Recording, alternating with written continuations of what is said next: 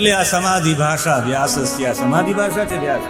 વ્યાસજીને સમાધિમાં આ બધું આવ્યું. અને ભગવાન કૃષ્ણએ જે ઉદ્ધવને જ્ઞાન આપ્યું હતું ભાલકા તીર્થમાં, પ્રભાસ તીર્થમાં, અને કહ્યું કે તમે બદ્રીનાથ જાવ, એવા માટે કહ્યું કે બદ્રીનાથમાં એ સમ્યાપ્રાસ માના નામના ગામ પાસે વ્યાસજી સમાધિમાં બેસીને બધી લીલાઓ ઉતરી આવી હતી એમને.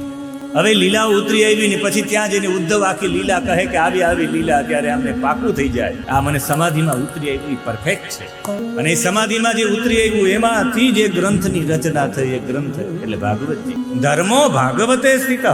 ભગવાન કૃષ્ણ સ્વધામ ગમન કરી ગયા પછી ધર્મ કોના આશ્રયો? ધર્મ ભાગવતજીના આશ્રય. ધર્મો ભાગવતે સ્થિત. ભાગવતજીના આશ્રયો. ને આ ભાગવતજી સમાધિમાંથી ઉતરી આવ્યું તો સમાધિ વાળાને કેટલું સ્પર્શે? સમાધિમાં ઉતરી આવેલું સમાધિ વાળાને સ્પર્શે કે નહીં? મને એવું થાય કે સૌથી વધારે આ ભાગવતજી કોને સ્પર્શે? તો મને કહેવાની ઈચ્છા થાય જ્યાં કોઈની સમાધિ હોય ને ત્યાં ભાગવત થાય તો એ વિશેષ આનંદ થાય.